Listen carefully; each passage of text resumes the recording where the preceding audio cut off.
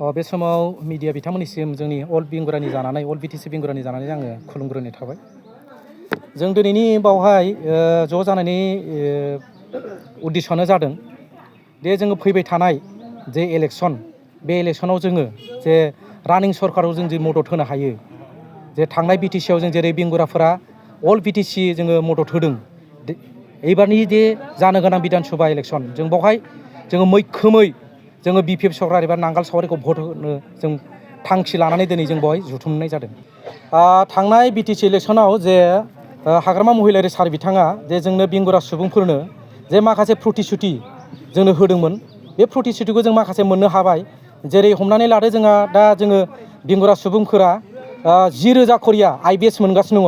दिनै जोङो अल बिटिसिआव जोङो 5,000 सुबुंफोरा दिनै बेंगुरा सुबुंफोरा दिनैहाय 10,000 चेकखौ जों मोनबाय आरो माखासे मोनिफ्रा अलरेडि जोंहा चेकआ सिस्टेमाव लिरनाय दङ। जों बे चेकखौबो जोङो दा बावनो लाबोना होफैनाय जागोन।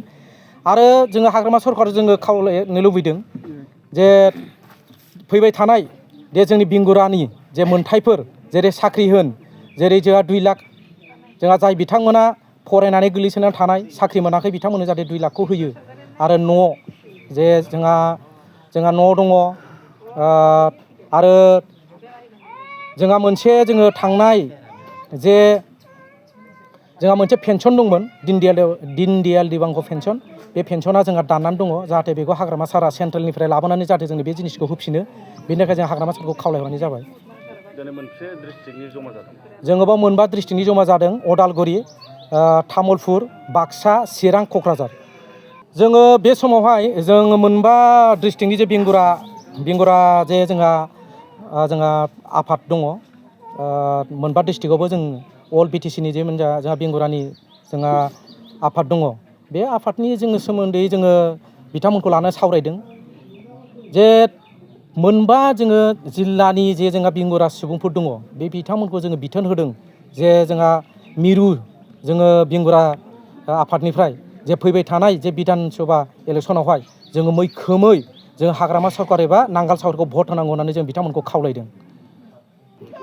बे समाव आङो हाग्रामा सारनिसिम मोनसे खावलायनाय दिनैनि बे प्रेस मिटनि जुगिदिजोंहाय जोङो अल बिटिसि बेंगुरा आफादनि जानानैहाय जे फैबाय थानाय समाव सारा जाहाथे जोंनि जे बेंगुरा सुबुंफोरनि गांनाय उखैनायखौ जाहाथे नोंथाङा नायो, बेनि थाखाय खावलायनाय थाबाय। आरो जोंहा गोबां बुंनांगौ खोथा दंमोन सारनिसिम। जोङो जाय सुबुंफोरा दिनैसिम गोबां सुबुंफोरा साख्रि मोनाखै आरो 2 लाखखौबो मोनाखै, जाहाथे सारा जोंनो बे 2 लाख आरो साख्रिखौ थाबैनो खालामना होयो।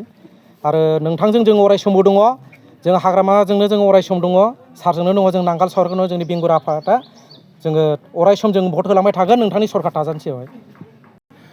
তো আমাৰ সংবাদ মেলটো আজি আয়োজন কৰাৰ এটাই কাৰণ, যেনেকুৱা ধৰক আমাৰ অল বিটিআৰৰ বিকলাংগ ভাই ভনীসকল চৰকাৰী বহুত সুবিধাৰ পৰা বঞ্চিত হৈ আছে।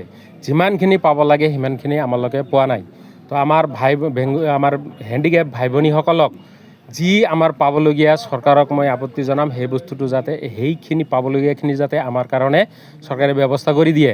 যোৱা বেলিকাত যেনেকুৱা আমাৰ হাগ্ৰামা ছাৰে কথা দিছিল যে আমি চৰকাৰ আহিলে আপোনালোকক সহায় সহযোগিতা কৰিম, সেই মৰ্মে কি কৈছিল, এটা 5টা এগ্ৰিমেণ্ট দিছিল। 5টা এগ্ৰিমেণ্টৰ ভিতৰত হেণ্ডিকেপ মানুহবিলাকক বছৰত 5 কোটি টকা দিব। তো সেইখিনি কথাখিনি সিহঁতে আমাৰ হাগ্ৰামা ছাৰে পূৰণ কৰিছে। তো আমাৰ হেণ্ডিকেপ ভাই ভনীসকলক এক্সট্ৰাভাৱে IBSৰ থ্ৰুদি 10,000কৈ চেক বিতৰণ কৰিছে। তো চেকটো এতিয়ালৈকে সিহঁতক আমি দিব পৰা নাই, অলপ কিবা টেকনিকেলি প্ৰগ্ৰামৰ কাৰণে, কোড অফ কণ্ডাক্ট লগাৰ কাৰণে ইলেকশ্যনৰ পিছে দি দিব আমাক কথা দিছে। তাৰ উপৰিঞ্চি আমি ক'ব বিচাৰোঁ যে আমি যেনেকুৱা আমাৰ তৰফৰ পৰা ছাৰ সহায় সহযোগিতা পাই আছে, আমি আমাৰ এই কচুগাঁও ব্লকৰ এই সভাৰ পৰা আমি হাগ্ৰামা ছাৰক আপত্তি জনাম, যাতে আমাৰ ছাৰে আমাৰ হেণ্ডিকেপ আমাৰ হেণ্ডিকেপ ভাই ভনীসকলক স্পেচিয়েল হিচাপে যিবিলাক মানে matric higher secondary degree pass কৰিছে সিহঁতক চাকৰিৰ ব্যৱস্থা কৰি দিয়ে 4% ৰিজাৰ্ভেশ্যন হিচাপত। আৰু সকলোকে যেনেকুৱা 2 লাখকৈ কিবা এটা সহায় সহযোগিতা কৰি আছে আমাৰ বিকলাংগ ভাই ভনীসকলৰ কাৰণেও আমি কওঁ যে আমাৰ বিকলাংগ ভাই ভনীসকলক এই 2 লাখ টকা আমাৰ হাগ্ৰামাৰ ছাৰে যাতে দি পেলাই আমাক সহায় সহযোগিতা কৰে।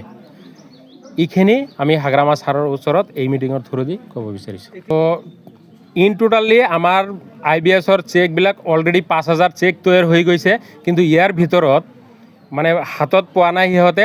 কিন্তু আমাৰ যিটো ডাঙৰ ডাঙৰ মিটিং হৈছে, মিটিং আকাৰত কোনোবা মিটিঙত 20 জনক, কোনোবা মিটিঙত 25 জনক এনেকৈ কিছু দিছে ইলেকশ্যনৰ আগত। তো ইলেকশ্যন পাৰ হৈ গ'লে বাকীখিনি 100% ক্লিয়াৰ কৰি দিব বুলি আমাক চৰকাৰে মানে আশ্বাস দিছে। এনে মানে সমৰ্থন মানে কি, আমাক যদি চৰকাৰে আমাক সহায় সহযোগিতা কৰিছে, আমিও নিশ্চয় চৰকাৰক, আমাৰ আগন্তুক চৰকাৰক সহায় সহযোগিতা কৰিম, যাতে আমাৰ ফালৰ পৰা আমাৰ বিকলাংগ ভাই ভনীসকলৰ কাৰণে যাতে ভাল হয়। যিহেতু আগামী 5 বছৰ আমাৰ এই হাগ্ৰামা ছাৰৰ চৰকাৰটো থাকিব, তো আমি 100% অট'মেটিকলি সিহঁতকে সহায় সহযোগিতা কৰিম। তো যাই হোক, আমি আৰু এটা বস্তু ক'ব বিচাৰোঁ, যেনেকুৱা আমাৰ আগত আছিল দীনদয়াল দিব্যাংগ পেঞ্চন। তো এই দীনদয়াল দিব্যাংগ পেঞ্চনটো আমাৰ অসম চৰকাৰৰ তৰফৰ পৰা কি হৈছে, অৰুণোদয় আঁচনি হৈছে। তো আমাৰ সকলো অল অসমৰ পৰা আমাৰ যিটো এছ'চিয়েশ্যন আছে, আমাৰ এছ'চিয়েশ্যনৰ তৰফৰ পৰা আমি চেণ্ট্ৰেলক বা আসাম চৰকাৰক এইটোৱে জনাইছোঁ, আমাৰ হাগ্ৰামা ছাৰক এইটোৱে জনাওঁ, যাতে এই অৰুণোদয় পেঞ্চনটো আমাৰ অৰুণোদয় নালাগে, এইটো আকৌ দীনদয়াল দিব্যাংগ পেঞ্চনত কনভাৰ্ট কৰিব লাগে। আৰু বেলেগ বেলেগ ৰাষ্ট্ৰত মানে বেলেগ বেলেগ ৰাজ্যত সিহঁতে 5,000কৈ পাই আছে মান্থলি। আমিও এইটো হাগ্ৰামা ছাৰক বা হাগ্ৰামা ছাৰৰ জৰিয়তে চেণ্ট্ৰেলত আপত্তি জনাই হাগ্ৰামা ছাৰে আমাক এই 5,000 দিব্যাংগ পেঞ্চন আঁচনিটো মানে পূৰা কৰি দিয়ে, এইটোৱে মই আশা ৰাখিলোঁ আমি আমাৰ হাগ্ৰামা ছাৰৰ ওচৰত।